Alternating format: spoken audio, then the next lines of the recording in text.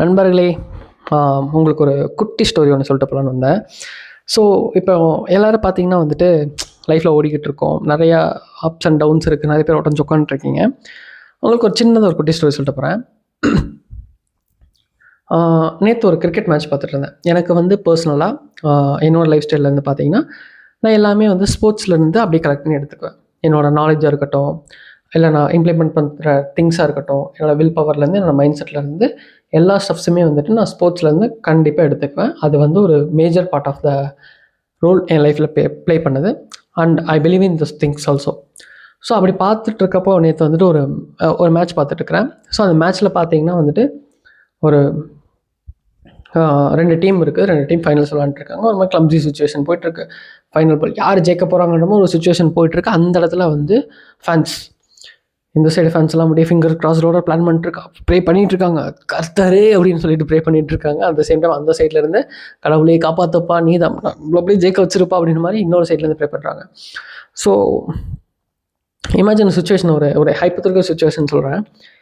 இப்போ India versus பாகிஸ்தான்னு வச்சுக்கோமே. இப்போ இந்தியா வந்துட்டு பேட்டிங் பண்ணிகிட்ருக்கு. இந்தியாவோட ஃபேன்ஸ் எல்லாருமே வந்துட்டு ப்ரே பண்ணிருக்காங்க. ஃபைனல் பால் வந்துருச்சு. இந்தியா வேர்ல்டு கப் ஜெயிக்கிறதுக்கான ஒரு ஃபைனல் சான்ஸு. ஸோ ஃபைனல் பாலில் 6 அடிக்கணும். 6 அடித்தா இந்தியாவுக்கு வேர்ல்டு கப். பவுலர் இருக்கிறாரு, அவர் அந்த ஒரு பாலில் 6 டிஃபெண்ட் பண்ணால் போதும். பாகிஸ்தான் பவுலர் டிஃபெண்ட் பண்ணிட்டாருன்னா பாகிஸ்தான் வந்து world cup. So Pakistan fans வந்துட்டு கண்டிப்பாக உட்காந்து அல்லா இன்ஷா அல்லா அப்படின்னு சொல்லிட்டு பாகிஸ்தான் ஜெயிக்கணும் அப்படின்னு சொல்லி நல்லா ப்ரே பண்ணிகிட்டு இருப்பாங்க. அட் த சேம் டைம் வந்துட்டு சிவனை, ஐயப்பா, கிருஷ்ணா, கோவிந்தா அப்படின்னு சொல்லிட்டு எல்லாருமே வந்துட்டு நம்மளோட கடவுளை எல்லாத்தையும் ப்ரே பண்ணிகிட்டு இருப்பாங்க, இந்தியா ஜெயிக்கணும்னு சொல்லிட்டு. ஸோ இப்போது 2 சினாரியோ இருக்குது. கடவுள் வந்துட்டு மேலேருந்து பார்த்துருக்காரு. ஓகே, இப்போ வந்து கடவுள் வந்து ஓகே நமக்கு வந்து இந்தியா தான் பிடிக்கும், பாகிஸ்தான் கொஞ்சம் தீவிரவாதி குரூப், ஓகே ஃபைன் அப்படின்னு சொல்லிட்டு பார்ஷாலிட்டி பார்க்க போகிறாரா? நான் அதே மாதிரி வந்துட்டு பாகிஸ்தான் இவனுங்க நம்மளை இவ்வளோ தூரம் கேவலம் வச்சிருக்காரு இந்த கடவுள், அந்த பாகிஸ்தான் கடவுள் வந்து அப்படி யோசிச்சுட்டு இந்தியாவை நம்ம தோக்கடிச்சு நம்ம தான் ஜெயிக்கிறோம் அப்படின்னு சொல்லி அப்படி கொடுக்குறாங்க. That's also no. ஒரு சினாரியோ இந்த மாதிரி வருது அப்படின்னா, கடவுள்ன்றது வந்து நம்மளோட மைண்ட் செட், நம்மளோட mind power. So he gives the knowledge or the path. இல்லை இந்த வழியாக போனால் ஜெயிக்கலாம் அப்படின்றதுக்கான ஒரு வாய்ப்பு அப்படிங்கிறது நமக்கான அந்த பதட்டமான சுச்சுவேஷனில் நமக்கு கொடுக்கக்கூடிய ஒரு விஷயமாகவே நம்ம பார்த்துக்கலாமே தவிர, அது கடவுள் இருக்குது இல்லைன்ற அந்த டிபேட்குள்ளே நான் போகிறோம்ல. ஸோ அப்படி பார்க்குறப்ப நீங்கள் பார்த்தீங்கன்னா, இப்போ வந்து விராட் கோலி இருக்குன்னு வச்சுக்கோங்க. சரி, ஓகே, விராட் கோலி வந்துட்டு பவுன்ஸ் தான் போடுவோன்னு தெரியும். அவன் பவுன்ஸ் போட்டால் டக்குன்னு இப்படி ஸ்ட்ரெயிட்டாக வந்து ஏற்கனவே நமக்கு வந்து ஒரு சொம்படி கொடுத்துருக்கான். அப்படியே டக்குன்னு ஒரு 6 அடிச்சுட்டு மேட்சை முடிச்சுட்டு Virat Kohli finishes of style அப்படின்னு சொல்லிட்டு முடிச்சுட்டு போயிட்டே இருப்பான் அப்படின்னு சொல்லிட்டு யோசிச்சுட்டு பவுலர் என்ன பண்ணுவான், சரி சர்ப்ரைஸ் ஒரு யாக்கர் போடுவோம், சுக்கி டக்குன்னு சொருவோம் அப்படின்னு சொல்லிட்டு அவன் யோசிப்பான். விராட் கோலி என்ன யோசிப்பான், சரி எப்பயுமே நமக்கு வந்து பவுன்ஸ் தான் போடுவாங்க, அப்படியே வெயிட் பண்ணுறப்ப ஆனால் ஏன் நம்மளை சர்ப்ரைஸ் பண்ணக்கூடாது, டக்குன்னு யாக்கர் போடுறக்கு, சரி ஓகே நம்ம 2 அடி தள்ளி நின்று யாக்கருக்காக வெயிட் பண்ணலாம். ஸோ அந்த ஒரு மைண்ட் செட் இருக்குது பார்த்தீங்களா, அந்த ஒரு ப்ரெஷர் சுச்சுவேஷன்லேயே இருக்கட்டும், அந்த ஒரு கஷ்டமான டைம்லேயே இருக்கட்டும், அந்த டைமில் வந்து நமக்கான மைண்ட் செட் கொடுக்குறாரு பார்த்தீங்களா, அந்த மைண்ட் செட்டு தான், அந்த மைண்ட், அந்த வில் பவர், அந்த நாலேஜ் தான் வந்து கடவுள். ஓகேங்களா? ஸோ இந்த இடத்துல வந்து கடவுளாக இருந்திருந்தானா 2 பேர்த்துக்கு கை கொடுத்து 2 பேர் ப்ரேயர்ஸையும் வந்து விட மாட்டார். எதிரியாக இப்போ இந்த மெர்சல் படம் கூட நேற்று உட்காந்து நைட் சீன்ஸில் பார்த்துட்டு இருந்தேன். அப்போ கூட எனக்கு தோணு விஷயம் என்னன்னா, கெட்டவன் வந்து கொல்ல நினைக்கிறான், செத்தரணும்னு ப்ரே பண்ணுறான். கடவுளே கைவிட்டுறாத, நான் உயிர் பொழைச்சேன்னா கண்டிப்பாக அது எல்லாத்தையும் மாற்றுவேன்னு சொல்லிட்டு ஹீரோ ப்ரே பண்ணுறான். ஆனால் எண்ட் ஆஃப் த டே வெற்றிமாறன் கவுந்துட்டார், இறந்துட்டார். கடவுளுக்கு கண் இல்லையா அப்படின்னு சொல்லி போடலாம். அவ்வளோ நல்லது பண்ண அந்த மனுஷனுக்கு வந்து கிடைக்கல. ஆனால் அந்த கெட்டவனோட ப்ரேயர் வந்து பழிச்சிருச்சா? That doesn't matter. It happened because அவனோட வெற்றிமாறனோட நாலேஜில் பார்த்தீங்கன்னா நம்மளை இப்படி பண்ண மாட்டாங்க, அந்த மாதிரி எந்த திங்ஸுமே ஒரு தாட்டுமே அவருக்கு வரல. அட் த சேம் டைம் அந்த இன்னொரு பர்சன், பேட் காய், நம்ம S J Suryah, he knows every thing. So நம்ம இப்படி பண்ணோம், நான் எக்ஸ்பெக்ட் பண்ண மாட்டோம், ஸோ நம்ம இப்படி பண்ணலாம் அப்படிங்கிற ஒரு மைண்ட் செட்டை கொடுத்தனால தான் அன்றைக்கி அவன் ஜெயிச்சான். So you need to think every possible way, எல்லா பாசிபிள் வேலையும் யோசிச்சு இதாக கரெக்ட், இதாக தப்பு, இதாக கரெக்ட், இதாக இப்படி இருக்கலாம், அப்படி இருக்கலாம், அப்படி இருக்கலாம் அப்படின்னு சொல்லிட்டு நம்ம ஒரு தெளிவான ஒரு முடிவு எடுத்தால் அதுதான் கரெக்ட். அதுதான் கடவுளாக நான் பார்க்கக்கூடிய விஷயம். So trust your self, believe your self, nothing more then beyond your self. எதுவுமே உனக்கு மேலே உனக்கு கீழே அப்படின்ற மாதிரி பார்க்காத. எது கூடனாலும் உன் மைண்ட் செட் வச்சு கம்ப்ளீட் பண்ண பாரு. You will be success. இப்போ ஒன்றும் இல்லை, நான் திடீர்னு பாட்டு பாடுவேன், திடீர்னு டான்ஸ் ஆடுவேன், திடீர்னு வந்து ட்ராயிங் பண்ணுவேன், திடீர்னு கவிதை எழுதுவேன், திடீர்னு டீச்சிங் பண்ணுவேன், திடீர்னு வந்து வ்ளாக் போடுவேன், அப்புறம் எனக்கு என்னெல்லாம் தோணுதோ பண்ணுவேன், ஸ்போர்ட்ஸ் விளாடுவேன், செஸ் விளாடுவேன். இதில் வந்துட்டு ஒரு சிலவங்க வந்துட்டு அப்படியே ப்ரொஃபஷனலாக இருப்பாங்க. இப்போ ட்ராயிங் அப்படின்னு பார்த்தீங்கன்னா, என் ஃப்ரெண்டு மோசி இருக்காங்க. அவங்க வந்துட்டு பக்கா அவங்க தான் ஆர்டிஸ்ட் அப்படின்ற அளவுக்கு பியூராக பக்கா பர்ஃபெக்டாக பண்ணுவாங்க. செஸ் என் ஃப்ரெண்டு ஒருத்தவங்க விளாட்றாங்க அப்படின்னா அப்படியே மூவ்ஸ்லாம் பண்ணி ஆண்ட்ரூ இருக்கான், அவன்லாம் வந்து சக்னு முடிச்சுட்டு அவன் மட்டும் போயிட்டே இருப்பான்.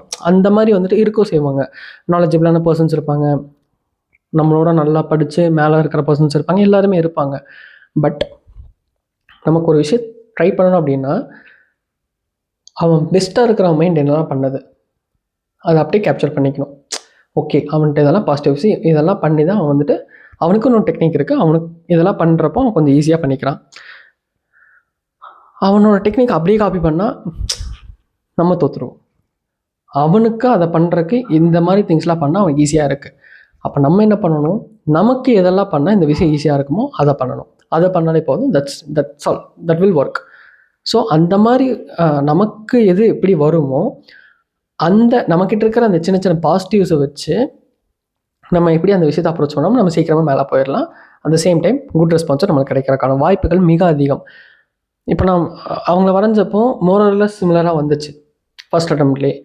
அது எப்படின்னா, ஐ டுக் ஹர் பர்சனலி. அவங்கள்ட்ட நீ எப்படி இதை பண்ணுற, அவங்களோட நாலேஜ் கற்றுக்கிட்டேன். ஸோ அவங்களோட ஸ்ட்ரென்த்தை கற்றுக்கிட்டதுக்கப்புறம் அவங்களோட ஸ்ட்ரென்த் இதுன்னா என்னோடய ஸ்ட்ரென்த் என்னவா இருக்கும், இந்த விஷயத்தை நான் பண்ணணும்னா என்னோடய ஸ்ட்ரென்த் என்ன, என்னோடய வீக்னஸ் என்ன. ஸோ அதெல்லாம் வச்சு நான் மேட்ச் பண்ணி நான் ஒரு விஷயம் பண்ணுறப்போ பிகம் ஸ்ட்ராங்கர். ஒன்றுமே கிடையாது ஃப்ரெண்ட்ஸ். நான் இன்னொன்று பர்சனலாக சொல்லணும் அப்படின்னா, எனக்கு கவிதை எழுத பிடிக்கும். என்னோடய தமிழ் அம்மா, என்னோடய தமிழ் மிஸ்ஸு, அவங்க தமிழரசி மிஸ் இருக்காங்க.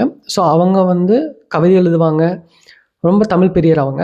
அவங்க தான் எனக்கு தமிழ் உணர்வு ஊட்டி வளர்த்த ஒரு தாய். ஸோ அப்படி இருக்கப்போ அவங்க பார்த்தீங்க அப்படின்னா அவங்கள்ட்ட ஒரு நாலேஜ் கெயின் பண்ணியிருக்காங்க. அவங்க வந்து பியூர் தமிழில், தூய தமிழில் அச்சு பிசுறாம வேற மாதிரி எழுதுவாங்க. கவிதையெல்லாம் சரி எல்லாமே வந்து டாப் நாச்சாக இருக்கும். அந்தளவுக்கு வந்து அல்ட்டியாக எழுதுவாங்க. ஆனால் எனக்கு வந்து தமிழில் என் பேரை தவிர மற்ற ஏதாச்சும் ஒரு 4 சென்டென்ஸ் எழுத சொன்னாலே நான் வந்து தருகிறதும் அப்படின்ற மாதிரி ஸ்பெல்லிங் மிஸ்டேக் பண்ணுவேன். நிறைய ஸ்பெல்லிங் மிஸ்டேக் பண்ணுவேன். 80-90 மார்க் வாங்கினாலும் சரி, அந்த 10 மார்க் போகிறது வந்து ஃபுல்லாக ஸ்பெல்லிங் மிஸ்டேக்கில் தான் போகும். அந்த மாதிரி உனக்கு ஒரு வீக்னஸ் இருக்குது. நான் வந்து என்ன யோசிச்சேன்னா, பர்சனலி என்னோடய கவிதை பேஜை நான் ஸ்டார்ட் பண்ணுறப்போ எனக்கு தமிழ் வரும், நல்லா வரும், நல்ல ஃபீல் இருக்குது எனக்கு.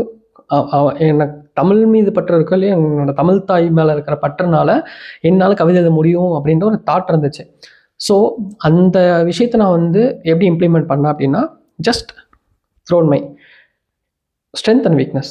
என்னோடய ஸ்ட்ரென்த் அது தமிழ் நாலேஜ் அண்ட் கவிதை எழுதக்கூடிய கேப்பபிலிட்டி. என்னோடய வீக்னஸ் என்னது, தமிழை எழுதுறது, தமிழ் வேர்டிங்ஸில் எழுதுறது என்னோடய வீக்னஸ். ஸோ இன்னொரு ஸ்ட்ரென்த் என்னது, Tanglish, chatting language are English, இதில் எல்லாத்துலேயும் கொஞ்சம் நாலேஜ் இருக்குது, ஸ்ட்ரென்த் இருக்குது, ஸ்பெல்லிங் மிஸ்டேக் பண்ண மாட்டேன். So integrated. ஏன் நம்ம தமிழில் தூய தமிழ் எழுதக்கூடாது, சாட் லாங்குவேஜில் எழுதலாமே அப்படின்னு சொல்லி யோசிச்சது தான் அந்த கவிதை பேஜ் ஐடியா. ஸோ அப்படி எழுதுகிறப்ப வந்து தமிழ் உணர்வு, தமிழ் மனது, தமிழ் வார்த்தைகள், ஆனால் எழுத்து வடிவத்தில் போகிறப்போ இங்கிலீஷான ஒரு ஸ்டேட்மெண்ட்னா அடுத்த அதர் லாங்குவேஜஸ் ஸ்டோரி யூஸ் பண்ணுறேன். பட் படிக்கிறப்போ அவங்க வந்து தமிழ் உணர்வோடு தான் படிப்பாங்க. இப்போ நீங்கள் கூட வந்துட்டு 2-3 கவிதை எழுதியிருந்தேன். எனக்கே படிக்கிறப்போ எனக்கு இதாக பாருங்க, நான் கண்ட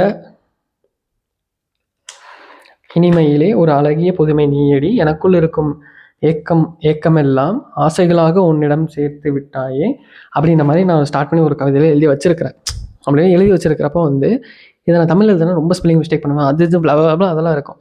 ஆனால் இதை வந்து இங்கிலீஷ் லாங்குவேஜில் படிக்கிறப்போ, இங்கிலீஷ் லாங்குவேஜ் எழுதியிருந்தாலும் அவங்க படிக்கிறப்போ ஓகே சில சமயங்களில் உந்தன் வெளிகள் அப்படின்னு படிக்கிறப்போ அப்படியே அவங்க தமிழ் உணர்வோடு அந்த ஃபீல் கேட்ச் பண்ணி கொண்டு போவாங்க. ஸோ மதர் லாங்குவேஜ் அப்படியே அவங்களோட டங்க்லேயே அப்படியே ஃபீலாக போகிறப்போ அது கன்வெர்ட் ஆகுது. ஸோ எனக்கு ஸ்ட்ரென்த்தாக இருக்கிற ஒரு 2 திங்ஸை வந்து யூஸ் பண்ணிக்கிட்டேன். இதே நான் மற்ற கிரியேட்டர்ஸ் மாதிரி தமிழில் தான் உட்காந்து எழுதுனா கூகுள் ட்ரான்ஸ்லேட்டில் போட்டு பொறுமையாக உட்காந்து எழுதி I doesn't want to do that. So I just do this. இப்போது என்ன மாதிரி நிறைய பேர் தமிழ்லே படிக்க வராதவங்க, தமிழே தெரியாதவங்க கூட வந்து இந்த சேட் லாங்குவேஜில் இருக்கிறத படித்து புரிஞ்சுக்கிறாங்க. ஸோ தட்ஸ் ஆல், அவ்வளோதான். அந்த மாதிரி எதை வேணால் எதை கூட வேணால் இன்கார்ப்ரேட் பண்ணி நம்மளால் முடியுன்ற ஒரு ஸ்ட்ரென்த்தோட போனோம் அப்படின்னா we can do stuffs, we can do things better. அவ்வளோதான் சொல்ல வரேன். அந்த மைண்ட் செட்டு தான் கடவுளாக நான் பார்க்குறேன். எவ்வளோ தப்பு பண்ணியிருந்தாலும் சரி, எவ்வளோ உடஞ்சாலும் சரி, கடவுள் தான் வந்து கை கொடுக்க போகிறாரு மேலே நம்ம போகிறதுக்கு அப்படின்றது கிடையாது. We have a chance to stood up. We had a space and knowledge to regain our skills. Okay, so don't break too much. If you also break too much, it's okay, fine, keep stronger. ஒன்றும் இல்லை, பார்த்துக்கலாம், சரியா? இன்னும் ரொம்ப தூரம் இருக்குது, போகலாம் அப்படிங்கிற ஒரு மைண்ட் செட்டில் போங்க. திருப்பி நான் ஒன்று சொல்கிறேன், எவ்வளோ தப்பு பண்ணாலும் சரி, இன்னொருத்தவங்களை குறை சொல்லாமல் என் மேலே இருக்க தப்பு, நான் பண்ணிட்டேன் தப்பு அப்படின்னு சொல்லி கை தூக்கிட்டு ஸ்டெப் ஃபார்வர்டு போனால் எல்லாமே நல்லா போகும். அதை பண்ணுற வரைக்கும் எல்லாமே, அது பண்ணாத வரைக்கும் எல்லாமே தப்பாக தான் போகும். அதை நீ பண்ண ஆரம்பிச்சிட்ட அப்படின்னா லைஃப் இஸ் ஸ்மூத். ஒன்று நான் சொல்லணும் அப்படின்னா, என்னோடய 2 திங்ஸில் நான் தப்பாக பண்ணியிருக்கேன். என்னோடய ரிலேஷன்ஷிப்லேயும் சரி, என்னோடய நீட் எக்ஸாமினேஷன் 2 தப்புலேயுமே சரி, I know I have capable, I know I'm very well, I'm strong enough to crack both those things and be stronger and be good, very very too far good அப்படின்ற ஒரு ஸ்டேட்டில் இருந்தால் கூட நான் என்ன பண்ணிட்டேன்னா, ஐ ஜஸ்ட்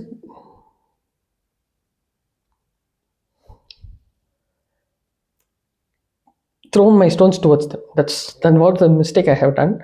அதை நான் ஒரு சின்ன தப்பு பண்ணிட்டேன். அதை நான் திருப்பி இல்லை, என்னோடய லைஃப்பில் நான் அதை பண்ணக்கூடாத ஒரு ரெக்ரெட்டாக நான் பார்க்குற அந்த 2 விஷயங்கள்னால் அந்த இதுதான்.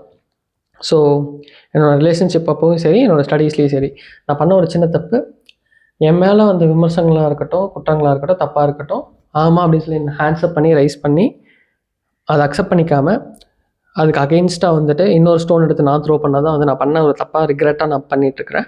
So it will be corrected somewhere. Okay, fine. அந்த மாதிரி ஒவ்வொருத்தவங்களும் வந்துட்டு தப்பு இருக்குது, உங்களுக்கு மேலே தப்பு அப்படின்னு ஃபீல் ஆச்சுன்னா hands up, you done a mistake. அதுக்கடுத்து ஸ்டெப் அப் பண்ணி போங்க, கண்டிப்பாக சேஞ்ச் ஆகும். என்னோடய குட் டைம்ஸ், என்னோடய good period of time and என்னோடய பெட்டர் சோர்ஸ், என்னோடய பெட்டர் ஜோனில் இருந்த எல்லா டைம்லேயும் பார்த்தீங்கன்னா I accepted every single mistake and